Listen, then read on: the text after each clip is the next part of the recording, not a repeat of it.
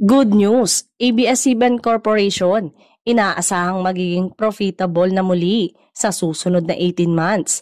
Ito ay dahil sa malalakas na shows at film na patuloy na tinatangkilik ng mas nakararaming Pilipino. Sa natatanging pagkakataon, muling mabubuhay ng hindi lamang doble kundi triple ang ABS-CBN Kapamilya dahil isa sila sa mga natatanging kumpanya kung saan makakabangon muli sa malaking pagkalugi matapos ang franchise denial at pandemic kung ihahalin tulad ito sa ilang TV station na nagsara dahil sa pagkalugi. Naiiba ang ABS-CBN dahil mula sa pagtanggal ng kanilang prangkisa at sa kalagitnaan ng pandemic ay mas nanatili silang matatag. Patunay dito ang patuloy na pangunguna ng FPJ Batang Quiapo sa free TV at online streaming sa mahigit 2 taon na.